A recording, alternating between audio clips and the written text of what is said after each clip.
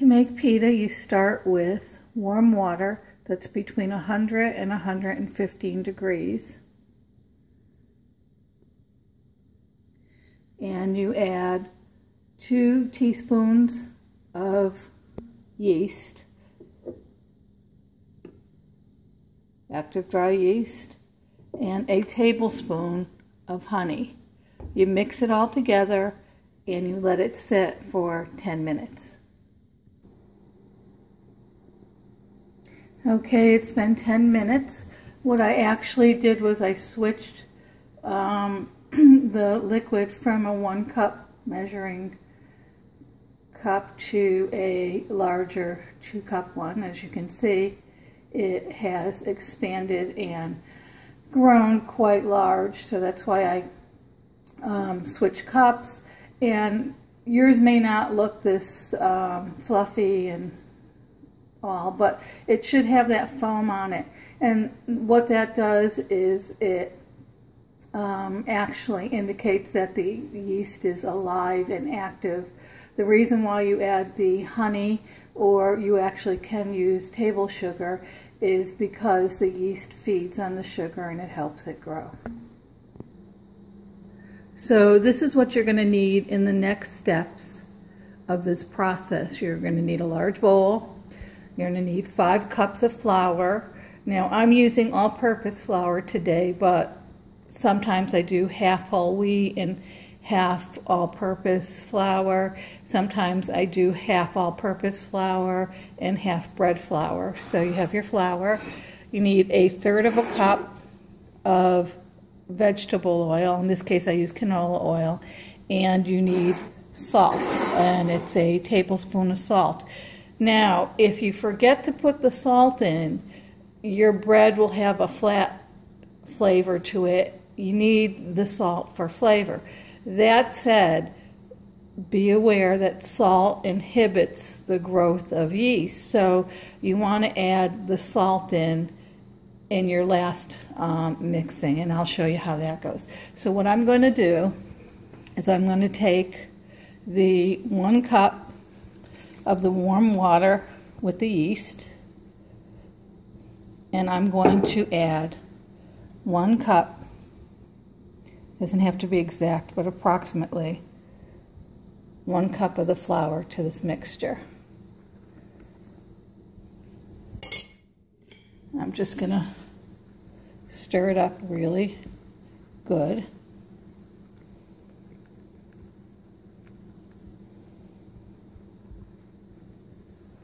And this is the starter for the pita. Now I've seen videos where the length of time that people let this sit varies from a half hour to an hour and a half or so. I'm just going to leave it sit for probably 45 minutes.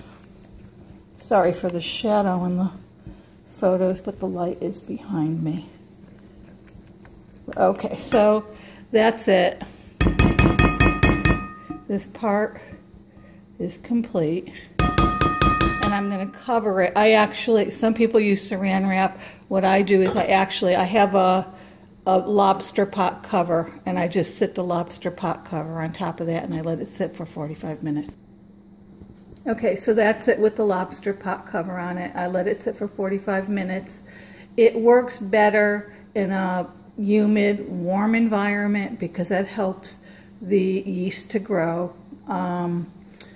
So keep it out of any cool drafts and just put it, I'm leaving mine on the counter. I live in Florida. It's fairly warm, so it will sit for 45 minutes, and then we'll come back and see. Okay, it's been 45 minutes, and this is what we have here. A nice, fluffy, bubbling slurry. It's doubled in size, and now what we're going to do is add the remaining 4 cups of flour, the salt, the 1/3 of a cup of oil, and we're going to add another cup of warm water. And we're going to mix this all together, and it's going to be a very sticky dough.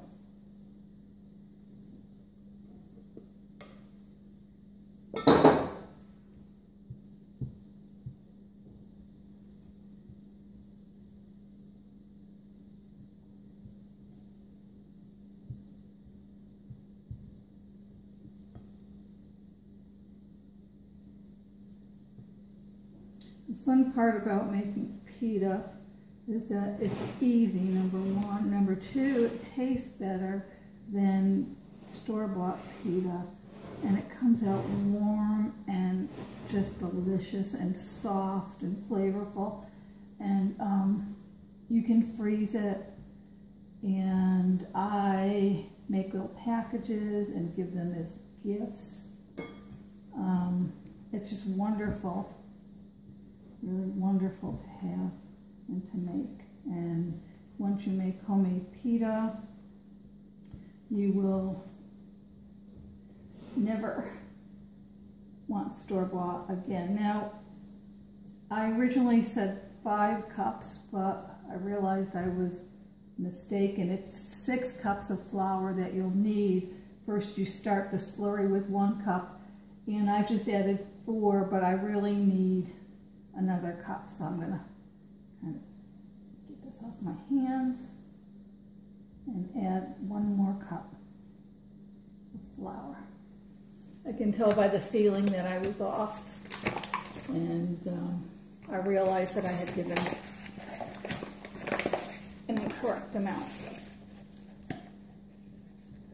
Okay, so here's our 5th in this session, which actually makes it 6 cups of flour total. And this recipe will make 16 6-inch size pitas. And now comes the kneading, and you will need this for approximately 10 minutes or so, and it will come out to a very lovely dough. Okay, it's been 10 minutes. I moved it onto this surface here, which I floured well before I started kneading. At one point I felt the dough was a little bit too dry, so I just simply wet my hands and continued to knead the dough. Fold it over, push, fold it over, push, and then you'll see it comes to this very nice kind of smooth consistency. Form it into a little dough ball. It should spring back when you touch it.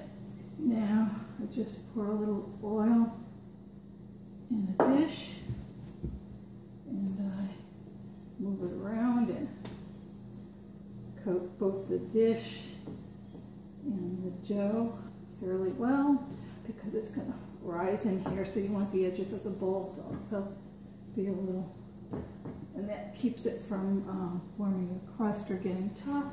I'm going to put the top on, and I'm going to come back in another 45 minutes to an hour, and it will have doubled in size. And okay, this is what we have. We're doubled. Gonna punch it down. And my cutting board. Let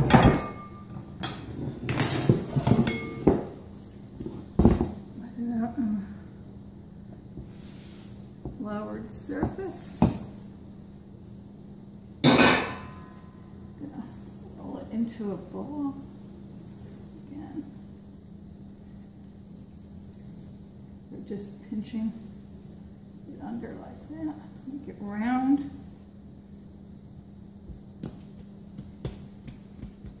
And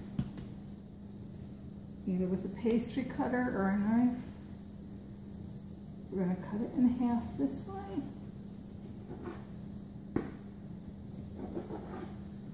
And then cut it in half again.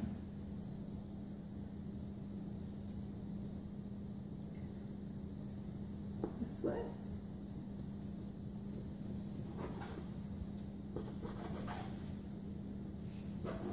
Each one of these quarters will make 4 pitas. Put them under a towel so they don't dry out. Actually, I'll just keep them on this board here.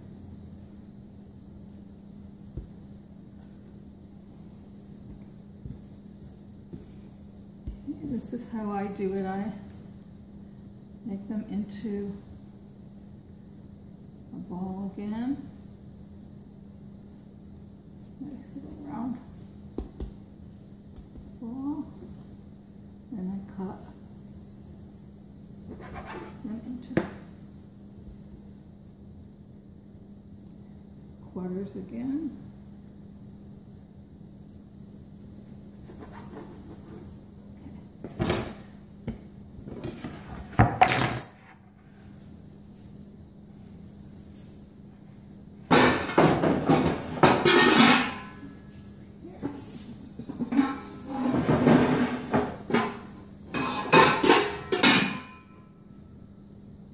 Towel over them so they'll dry. Some flour on my working surface. And what I do is, again, pinch them under.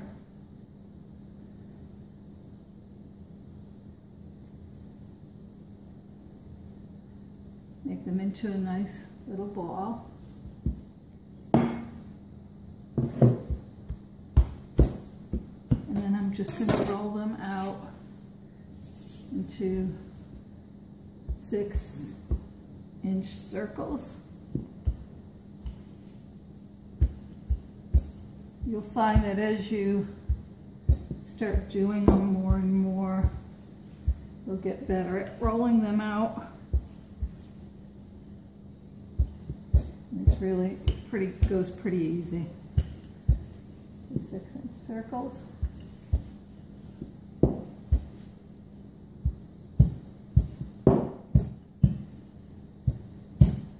And then what I do is I put them on a towel, or a lot of times I'll use clean old pillowcases that I have that I'm not using anymore. So I have some pillowcases right here that I'm gonna just drop them on, and I cover them, the towel, and those are gonna rest for approximately 30 minutes so that they will rise again. Do one more and then we'll come back after I've gotten them all rolled out.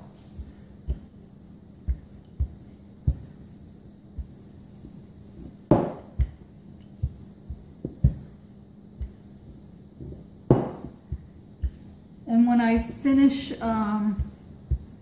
rolling them out during that half hour as they're rising, as soon as I have them all rolled out, I'll turn the oven on. I have a true convection oven, so I'll put it, I take all the top racks out and I put one rack, I have 3 racks, so I take 2 of them out, and then I put a rack on the bottom lowest level of my oven and turn it on 500. I turn mine on 550. Some people do 500.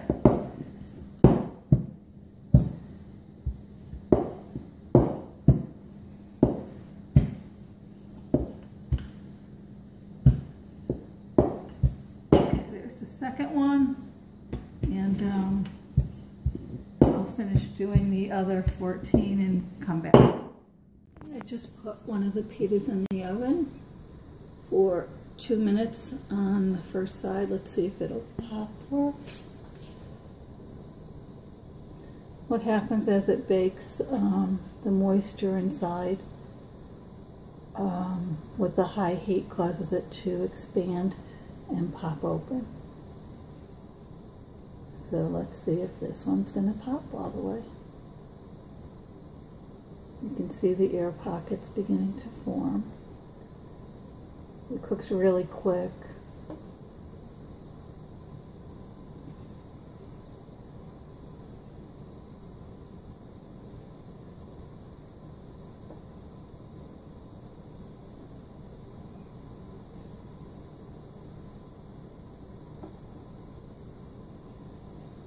Looks like there we go. There we go, it popped for us. There we go.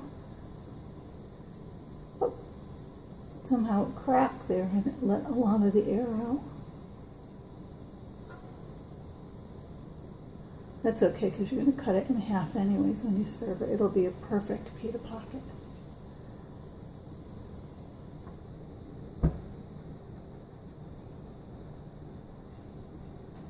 Okay, and I'm going to flip it over just for a portion of a minute.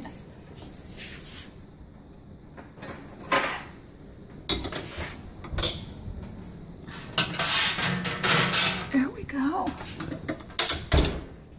And we'll have a perfect little pita pocket there.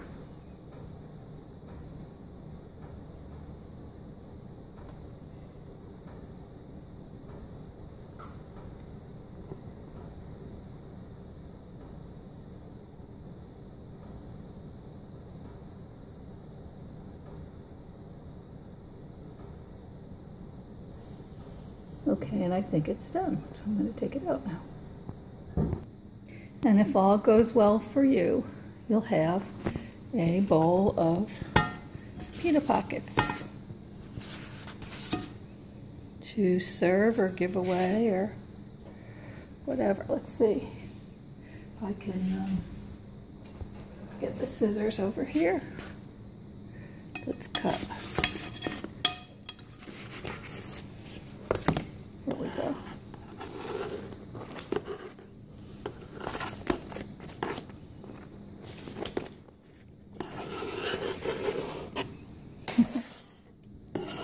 I guess you need 2 hands for this. There we go.